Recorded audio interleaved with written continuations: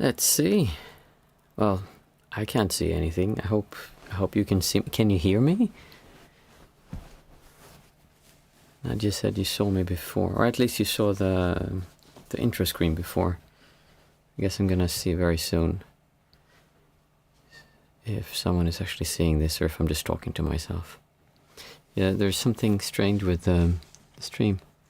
You can hear me. Can you see my face also? Or is it just the sound coming? I'm getting like an error message. Please try again later. Playback. Learn more. It's strange. The stream has been off lately. Not sure what's been going on. But if you can hear me and see me, perfect. Then I don't really need to. Actually, I'll do this. There. I can see myself also. It's good to be back. It feels like such a long time ago. Oh my goodness. A week is a long time. I hope everyone's been fine and that you've had, you had a good week. A better week than I did. Well, I had a pretty decent week anyway. The cold was, it was not fun, but it wasn't that bad. I've had worse. So, but it's nice to be back. And it was actually nice to have, I always have when I'm sick, I always have this feeling like, oh, I should do something kind of. So I try to do stuff when I'm sick, like fix things, but I'm too weak to do things. And this week I was just, this is going to be sick. I'm just going to stay home. And I stayed home. I just took a calm. So it was actually a very needed, calm time from that also. Dan in the life, nice to see you. Nadia's husband, oh, hey, Dan, nice to see you. I hiked onto the mountains of Germany near a lake. It was beautiful. Nice. Emily, you've been up for a walk. I haven't seen you in the chat before, Dan. It's nice to have you here. Let's just see. Here we go. There. Yeah, so so much has happened. I mean, I have so many things I could bring up, but you too. But I'm fine, Emily. Thank you. I'm good. I've had this thing that's interesting. It's so easy when one gets on the idea of like, okay, I'm gonna make my mind clearer. I'm gonna work with these distortions and be more at ease with the world. It's very easy to get into the idea that you do one thing or another. So many people who start on the spiritual path, if you want to call it that, they just do that and they completely neglect their body or their finances, and they just think, oh, those things are not important because I'm on this path. This is the only thing that's important now.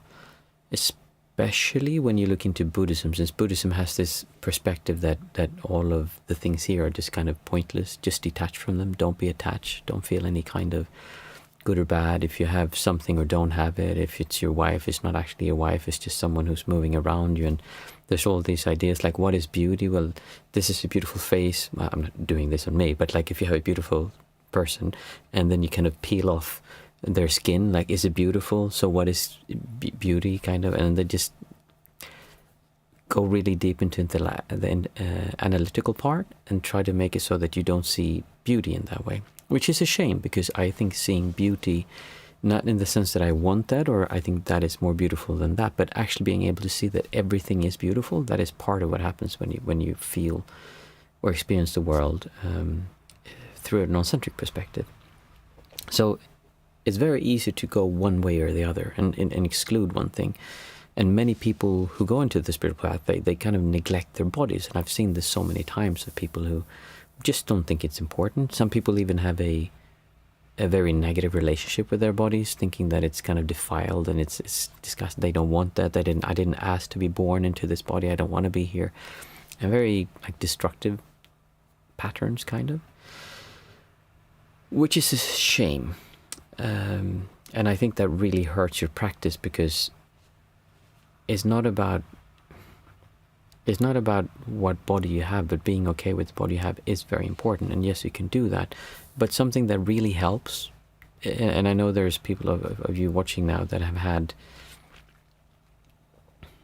physical problems. I mean, most of you know that I have problems with my neck. Like I have a really bad neck, so I have herniated disc, which makes it so that it's really difficult for me to sleep at night because I wake up from the pain and it gives me all kinds of weird side effects. If I wouldn't have that, my life would be a whole lot easier and practice would be a whole lot easier. So doing these two things at the same time is something that can really help. Now, the problem is if you feel bad physically and mentally, it's very difficult to kind of pull yourself out of that because you're stuck. And take me, like when I sleep, I had last week, I had 2 nights when I slept 3.5 hours per night. And that really, like, I used to be able to handle that more, but now it kind of crushes me a bit. It's tough to handle that. It's still okay, and I can still function, but it is very tough. More so than it used to be. So when you're sleeping that little, and when you're having that much pain, it's difficult, because I know that if I would just start doing more exercises, my neck would get stronger, and I could maybe feel better. But it is difficult when you don't have the energy to do that. So I actually, sorry, it was the week before last week that I had 2 nights. So what I've done is I've actually started trying to do some strength training at home. And I can already feel how this gets better. And when that gets better, everything else gets better. It's unfortunately not a direct kind of just do a little bit and then it gets better, but it will help a little bit. And I've also started thinking about what I'm eating, and I've realized that it's not so much about what you're eating, as in are you eating vegetarian or like what kind of stuff you're eating, but actually a big part of it is how many calories do you put in and how many calories do you put out, how many times per day do you eat, and what time of the day do you eat. And like if you combine those things, then your physique and your body changes. So I've been doing that, and it really feels good. I feel more energy at life. I'm not as tired, even if I sleep little. So limiting and changing how I eat has helped me a lot. And I think it's a shame. What sounds harsh? I have really bad neck problems too. I get bad headaches because of it. Yeah. Oh my goodness, tell me about it. Oh, you mean the neck problems? Yeah, that is really harsh. It's been the bane of my existence. I have that too, Amelie. I feel your pain. Mine is starting to feel a bit better at the moment, but it does make me anxious. Well, it's like we have to learn to live with it, but what I'm trying to get at is that it's so easy to then just learn to live with it and not try to get it better. And of course, the problem is when you're feeling bad, it's difficult to get the energy to do something. But the thing is, when you do, you get more energy. And when you get more energy, you can work out more and make your back better. And then when you do that, you get more energy. So it kind of builds upon each other. And it's been really nice, even though I've been sick, it's been very nice to feel how all of this is kind of coming back. So I just thought about this because I see so many people who make videos and they really just focus on the spiritual part, but they don't talk anything at all about the other stuff. They follow their calling, and they just kind of wreck their economy completely. Because my calling was to take this $10,000 course that is going to save my aura or something, like some weird stuff, and they just go on these and they fly to South Africa. I know one guy who I speak to who has a YouTube channel, and he lost his job, earning very much money before, and he lost his job, and then while he didn't have a job, he went to like South Africa to go to a retreat with someone he really looked up, and spent huge money doing that because that was like in his path, his calling. And I understand that's a nice thing to do, but it's not realistic, and it kind of messes with your economy in such a way that it's difficult to kind of recuperate from that. So now he hasn't produced videos in a long time. Unfortunately, he did really nice videos, and he was very analytical and very different from me, but I liked him as a person, seemed nice. So it is important that we focus on all of these things, that we don't just focus on the distortions and meditation and trying to do that, but you also need to take care of your physical body, and being healthy helps so much with sitting. It really makes it easier when you have a healthy body, because it takes energy to sit like this. It takes energy to be aware. It takes energy to have the presence of mind when the world becomes really tough, maybe inside with pain, but also with physical situations like interpersonal relationships and problems with the children. Like our kids right now are quite tough, especially our daughter has a bit of an attitude, and it takes energy to handle that, and you just kind of, if you would sleep better, then that becomes easier, but then you sleep worse, and then that becomes more difficult, and it builds upon each other. So it's important to not just do one thing, but actually if you're in a situation, there's nothing wrong with improving your situation. I talk a lot about how nothing on the outside affects directly or absolutely how you feel, and that is true, but that doesn't mean you shouldn't try your best to improve your life situation, because everything becomes much easier when your life situation is easier. I was under physiotherapy and was taught some strength training. I mainly immobilize my shoulders and not use it much when it flares up. Yeah. Tough is an understatement. Yeah. Yeah, it is.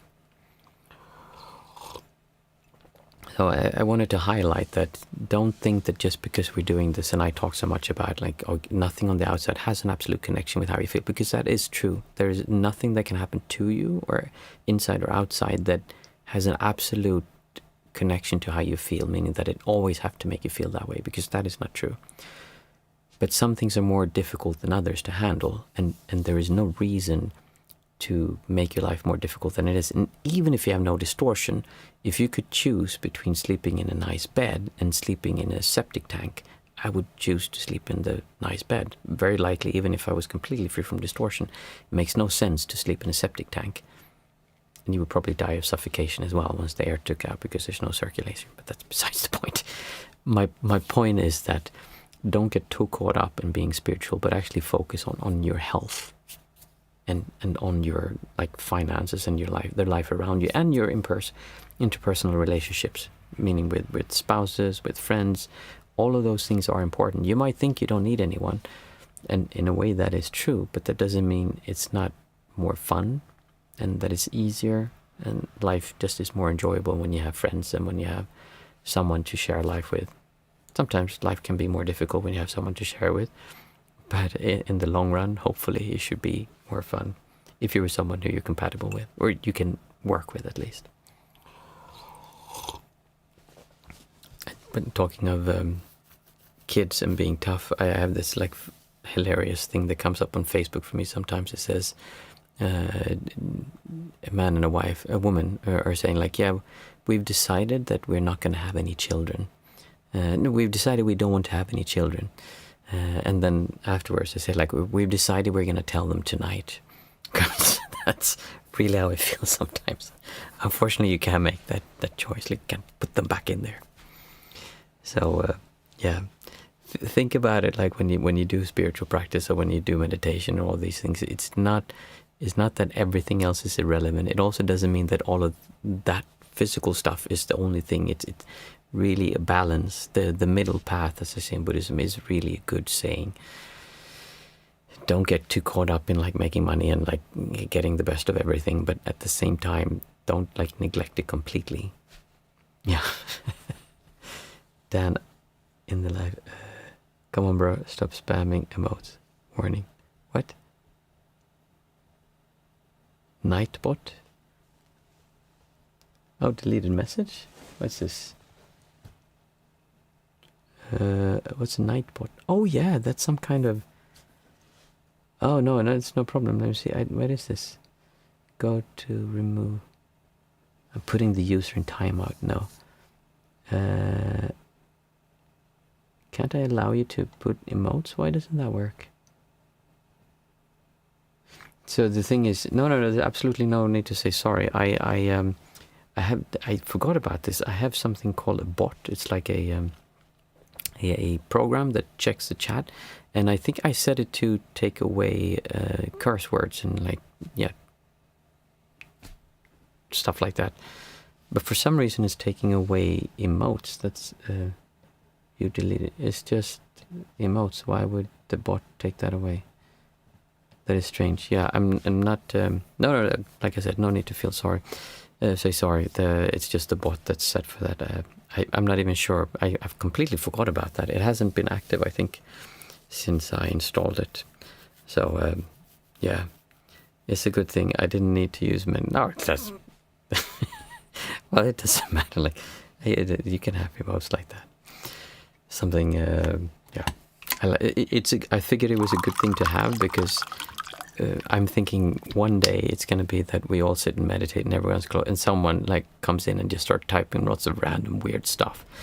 And then I think it's a good thing to have a bot that kind of erases curse words and stuff like that. Even though that one got through, so apparently it works.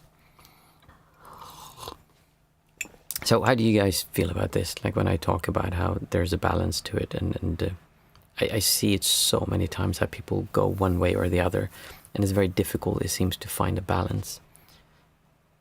But I think it's very important, and it's, I mean, being healthy just helps so much with everything, because ultimately what we're trying to do, if you think about this, the whole reason behind all of this is to learn to enjoy life. At least if you're here, you very likely aren't doing meditation or spiritual inquiry or whatever because you want to be reborn into a higher realm or something. You're very likely here because you want to enjoy life. You want to feel that being alive is worthwhile, that it's fun, that it's something that's not something you're trying to get away from. And when I say that, I don't mean killing yourself or dying. I mean this feeling that so many people have that, oh, I'm doing this and I'm just making time pass. You know, when you go to the cash register and there's like some young person, it always makes me sad. And they're saying, yeah, and they're just not there. They're off in their mind. They don't want to be there. That feeling is it's not enjoying being alive. So we're trying to do all these things to do that. And from that perspective, it's much, much easier to enjoy being alive if you're healthy. If you have enough money to pay your rent and to pay for food. My son is so adorable. He's like the cutest kid in the world. Like really, he's such a charmer. And he doesn't want his mama to go to work. So he was saying the other week, he said, Mama, into work, into jobba. Why go work? And Mama, we have to go to work so I can earn money and so we can buy food. Mama, we have food. We have food. And we were eating at the table. In his mind is so simple. Why do you need to go work? You just stay here with me. Look, we have food. We don't need to do that. Yeah, it's just so adorable. So understanding these things, like how it works and being realistic about it. And oh my goodness, the stories I've heard.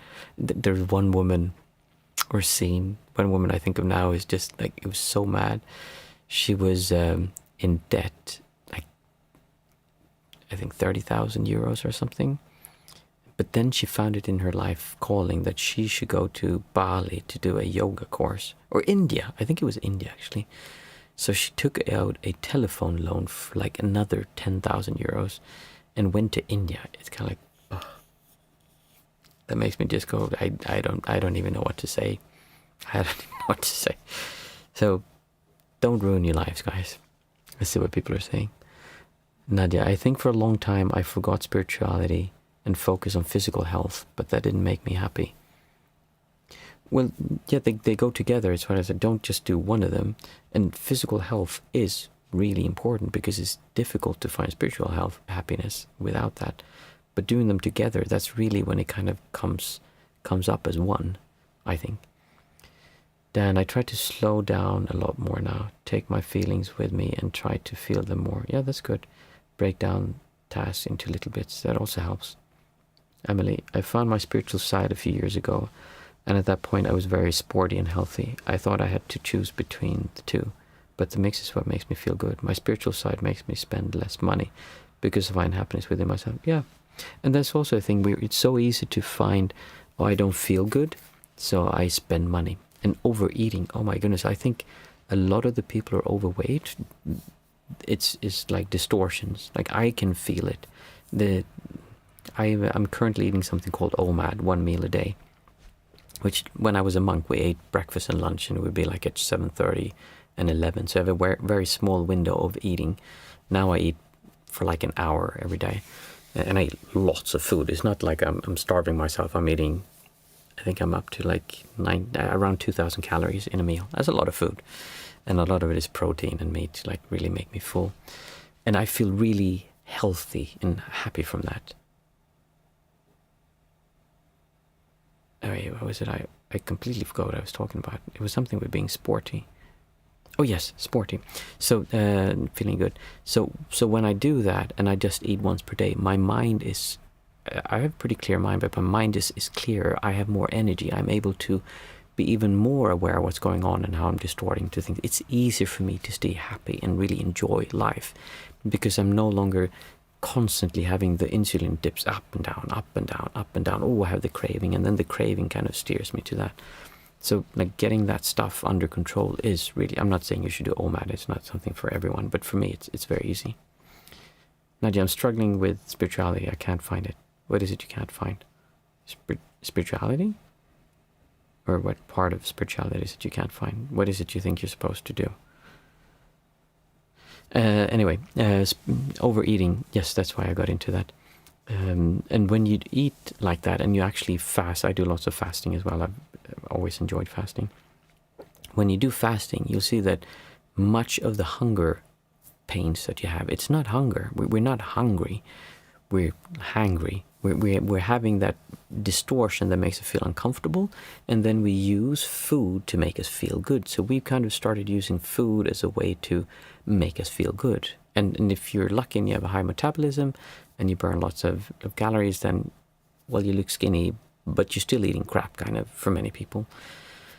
So thinking about what we put into our bodies, and it's not just about eating ACO, eating like whatever diet is. There's more to it. Hey, Stephen, nice to see you as well. I was saying it's so nice to be back.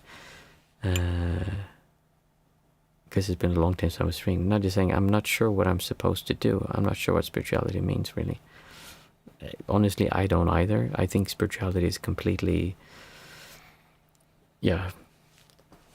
If you're into spirituality, you're probably quite lost many times.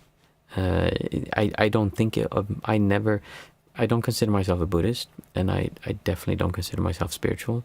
I consider myself focused on learning how to enjoy life. That's what I'm doing. The reason I do all this meditation and why I'm talking to you, I wouldn't be doing this if it didn't make me enjoy life more.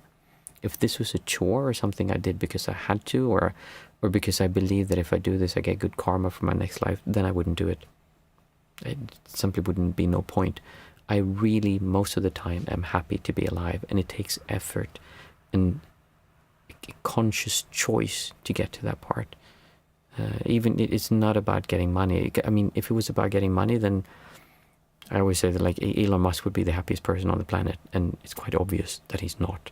If it was just about finding the most beautiful partner, then, well, everyone in Hollywood would just together forever, and they're obviously not the cheat left, right, and center. And it's not about those things. It's actually a choice. It's learning to be with what's happening, and seeing all these distortions, and learning how to feel a sense of well-being that's always there, that doesn't come dependent on something happening outside or inside, but it's always there when you kind of get out of the way.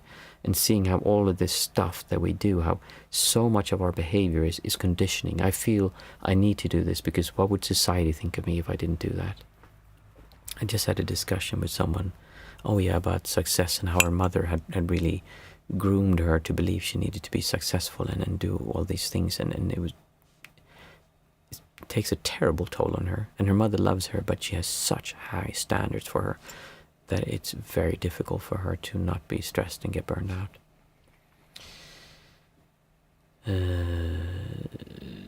Let's see Stephen, spirituality is different for everyone, Dan says. I catch myself looking into the fridge when I'm bored. I'm trying to be more mindful about my eating when I'm Lisa. Yeah, exactly. And that's the thing, when you start and really see this shift kind of, and you say, oh, wait a minute, I'm eating because I'm like this.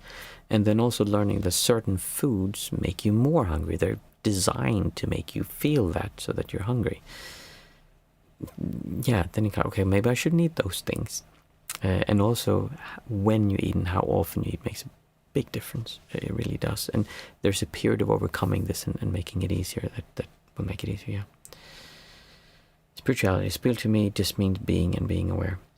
Yeah, I mean, sure. The word has become so much more than what I think it needs to be. And ultimately, it really is about enjoying being alive. For me. For some people, it's about achieving something in the next lifetime, or achieving this spiritual bliss, or like all these special states. But then you may as well go out and have like a super orgasm, or get some high when you jump off a cliff or something. That's not what we're aiming for. Dan, I like the way you use the word distortions. I'm going to use that from now on in my practice. Nice. Yeah, it's easier than saying actually what it means is your emotional connection or even feelings towards things. And this is a sensitive topic because if you think about this, if I said, oh, I feel hurt by what you did to me, and that feeling hurts. If I look at it as a feeling, oh, it's me, I should protect this feeling, this is important, this is me. But if you see it as what it is, it's a distortion. It's something that goes in and kind of blurs it. It's difficult to see what's happening. If you have an argument with your partner, Nadia, then you will have that kind of in front of you. So you can't really see her because now this like feeling is making so you can't see what a wonderful person she is, how much you actually like her and all these things. Because this thing that she did, I mean, or maybe she never does things. Maybe it's always you, if Marilyn says to me. Then that thing is going to make it so you can't see her. And being able to see like, okay, wait a minute, this is not actually me. I have this distortion, this feeling. And distortion is easier to let go of than a feeling of being unseen, of being hurt. That's more, oh, that's me in there. But if it's just a distortion, you just focus on the actual feeling. And you don't push it down. You don't express it by saying something. You actually move into it and see, oh, it's just a feeling. I can feel that. This feeling is me. I am creating this feeling, and the feeling of me is within that feeling. So it's not that we're trying to get rid of feelings, we're trying to feel them fully, and when you do, you see there's nothing there. And there's this peace and calmness and experience in the world like that, then everything is beautiful. There is no conflict, there is no drama, everything just is. And if you realize that you have completely different ways of living life, but then you can just move in different directions, then you don't need to have that conflict. But otherwise, it's so much easier because there's no conflict, and then you see that most of the stuff you argue about is just complete like nonsense and rubbish. Like we have that all the time. Something comes up and like, this is not important. It's just dumb. Like, why are we fighting over this?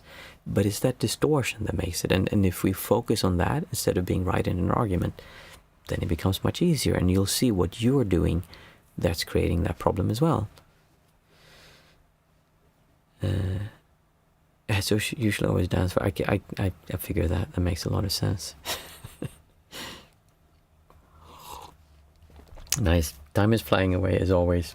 I'm gonna set the timer for the meditation. There you go. Let's not make it too late. I'm still tired after last week, so I want to sleep tonight.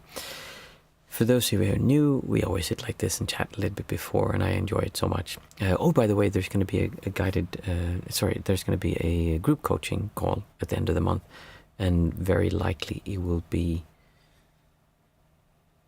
last Sunday of the month. I haven't actually checked. Oh no, wait a minute. Sorry. You know what? I'm going to write this on the group chat because I actually have something that's coming up. So I'm not sure I can make it. It might have to be this weekend. We'll see. It might be that the group chat will be this weekend on Sunday, the same time as always at 3 o'clock. I will look into it. Anyway, discussion. We do the 5, 4, 3, 2, 1 method. Today we'll do it a bit loosely, and then we'll have a guided meditation after that. I will do what I've been doing lately a bit more, that is not just about the breathing, and I will focus a bit more on how to look at these distortions and how to feel them and see that they're actually you and that you are creating them. This is the whole thing about it. When you see how this stuff is working together, that you are creating these distortions, and at the same time what you consider to be you are these distortions, so you are creating your own sense of self. Which means that the only person who can get free from that is you. And it's not that it has to be on, off, either or. When you just start doing this with small things and you start seeing that you can enjoy being here, then you do that, and then you do the next thing, and then the next thing, and then it becomes like an automatic process that just comes very naturally, because once you see that enjoying life is more enjoyable than not enjoying life, then why would you not enjoy life? So the meditation will be a little bit more towards that than what we've done before. Anyway, the 5, 4, 3, 2, 1 method. Say out aloud, as I say out loud, not the same things, but 5 things you see around you, 4 things you can feel, 3 things you can hear, 2 things that you can smell, and 1 thing that you can taste. And after that, we'll sit for 20 minutes. So 5 things I can see. And you repeat on your end, like 5 things you can see. I can see a chair. And I look at the chair, I see the reflections, the shadows, the highlights, the texture. I try to not think, oh, it's my chair, it's a beautiful chair, I like the chair, it's an expensive chair, it's a cheap chair. It doesn't matter. We're just seeing the qualities of that chair. I see a picture of a monk. Actually, it's a painting of a monk, which happens to be me. I see a door. And as soon as I said that, I can see, oh, I know there's been water leaking into the door, it's going to be broken. And then I see that, oh, those are just distortions coming up. I'm looking at the door. I'm not looking at the feelings I have towards the door. I mean, I don't need to create this distortion towards the door. So just try to see it as a door. I see a fire extinguisher. And I see myself on a screen. 5 things that I could see. Next, 4 things that I can feel. I can feel itching on my mustache here under my nose.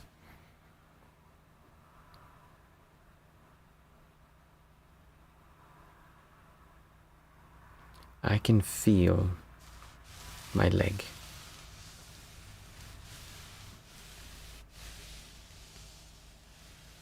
I can feel my woolen sofa.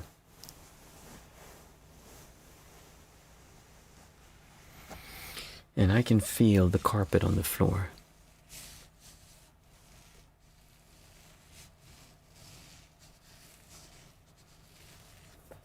Four things I could feel. Next we take 3 things that we can hear. I can hear it raining outside. It was pouring down before. I'm not even sure you would have heard me if it was raining like that. I can hear ticking in the walls, like temperature differences evening themselves out.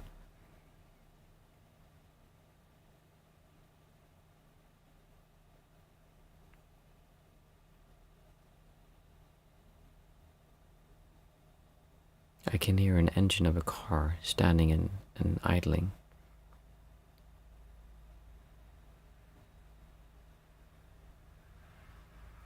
There's 3 things that I could hear. Next we do 2 things that we can smell. I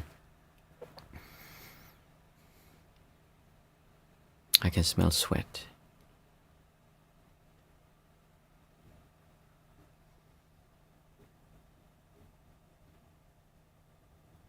I can smell furniture. 2 things that I can smell. Next we take 1 thing that we can taste.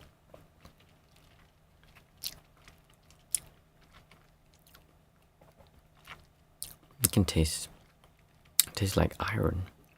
Maybe I'm bleeding.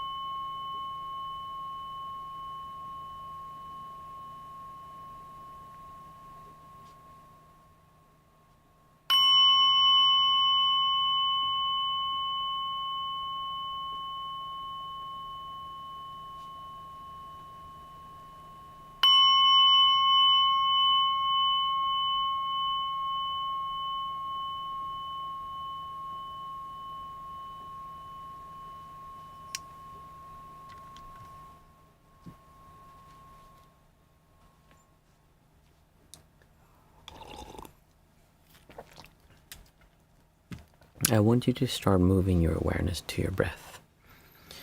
For this meditation, we'll use the breath not as a way to gain super high concentration and to really go into those deep states, but instead we use it as a way to calm our mind down, to calm our nervous system down, to calm our distortions down, to bring us to a place where there's not so much going on inside of us, but instead we're feeling a sense of calmness, more of a clean slate that we can then begin to work with. It's beneficial to think of meditation as something that in the long run makes you see things clearer. It's not necessarily a method which transports you to other realms or other ways of experiencing the world, which can happen.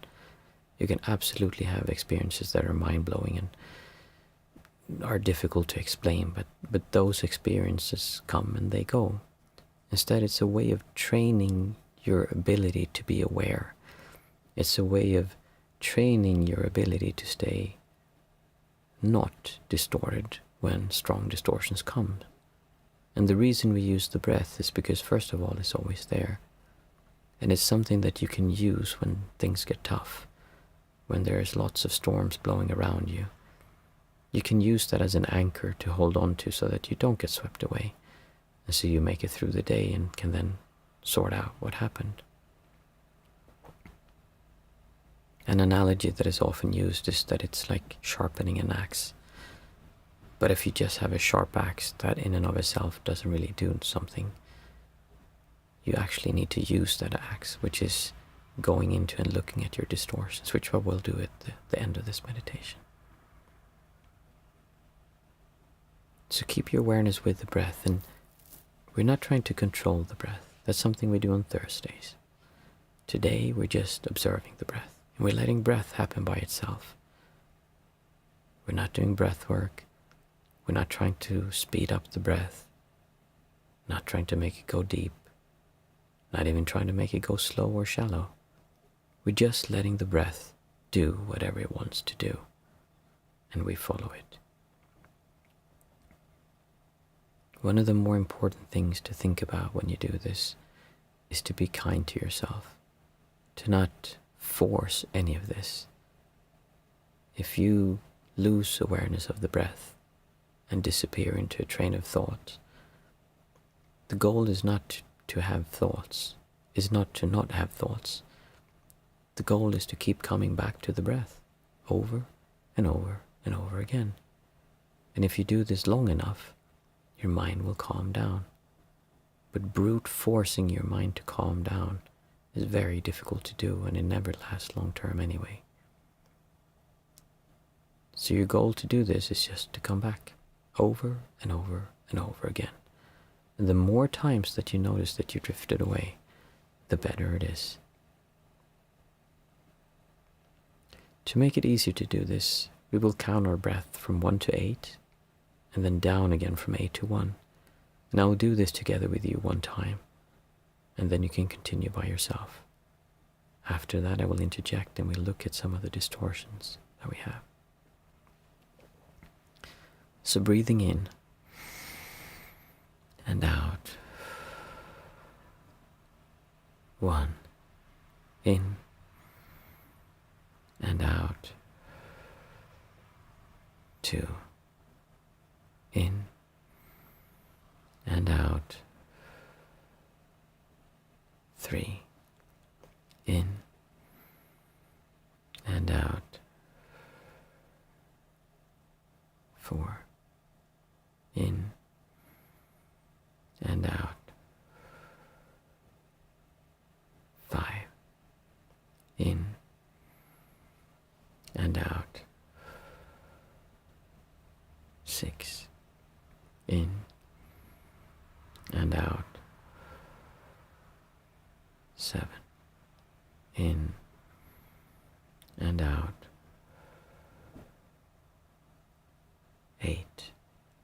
In and out. 7.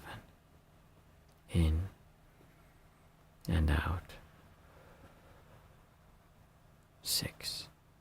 In and out. 5. In and out. 4.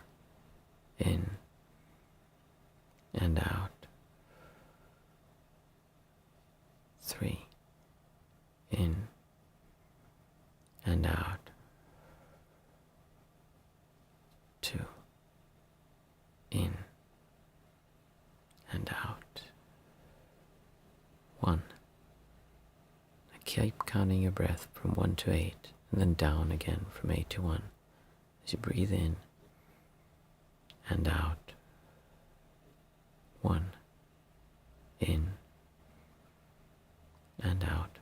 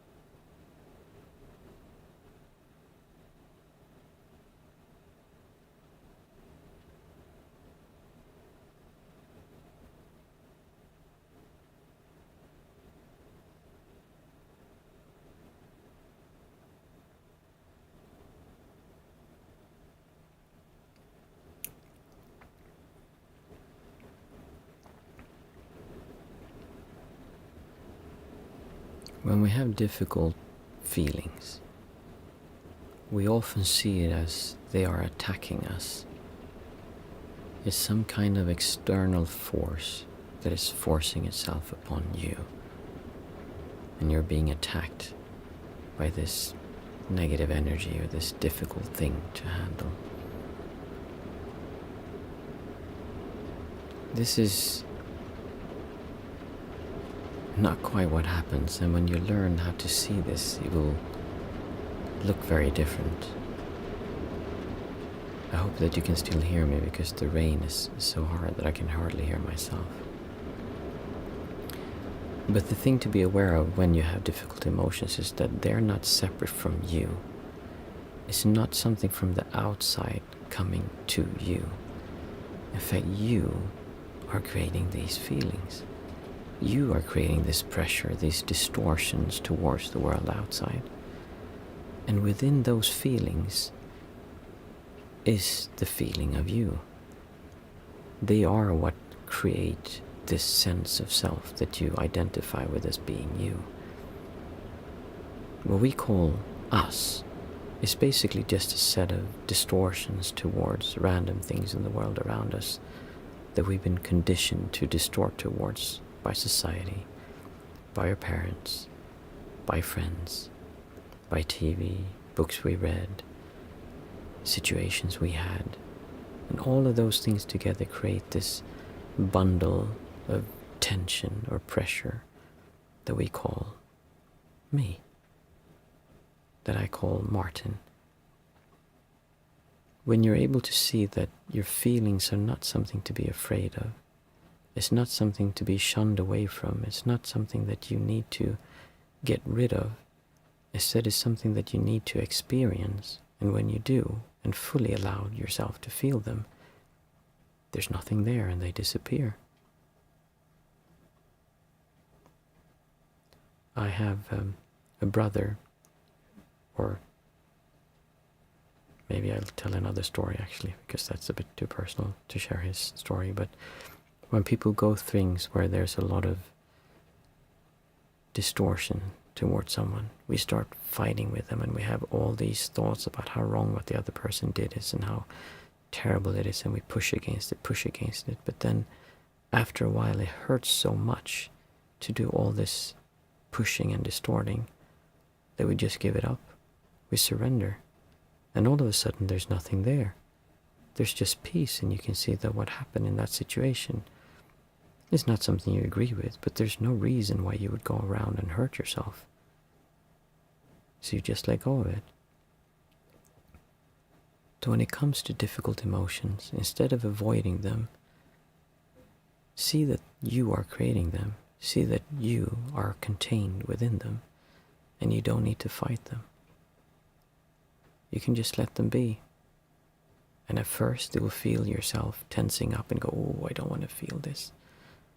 But I'm going to allow them to be there. And then eventually, as you're able to see how there's nothing to fear, they just go poof, and they disappear. Now, if it becomes too overwhelming to do this, if it's too much and you have too many things coming at you, then please stop. Don't go too deep into it. We're not trying to overwhelm you.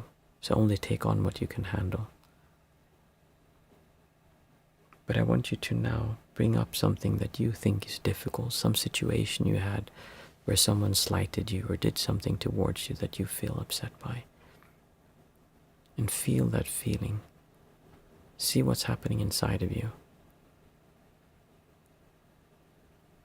And see that there's nothing to be afraid of, especially now that you've been meditating and you're in a calm, centered state.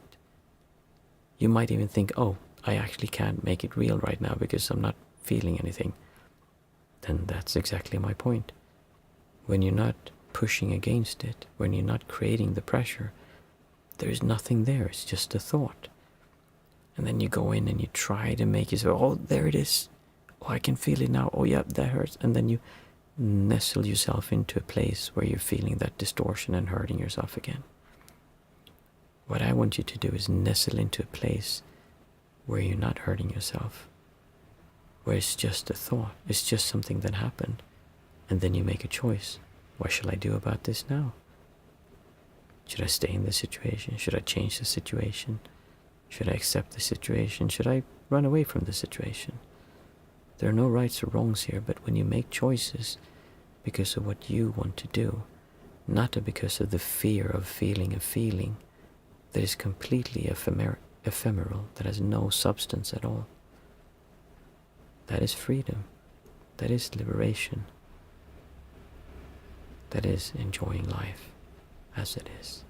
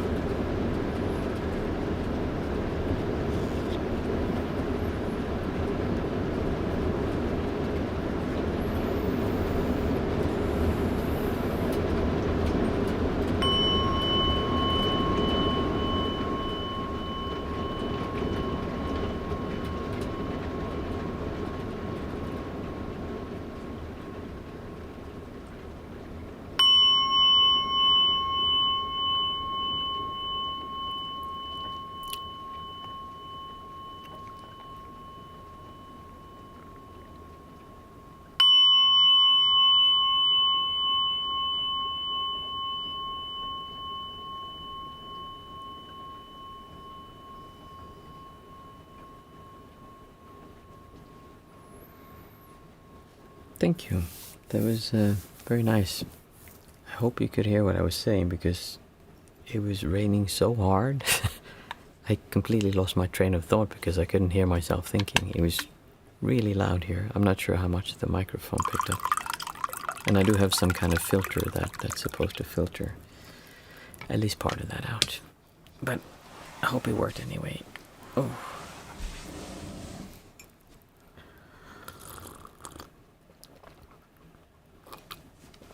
I will post in the Discord chat.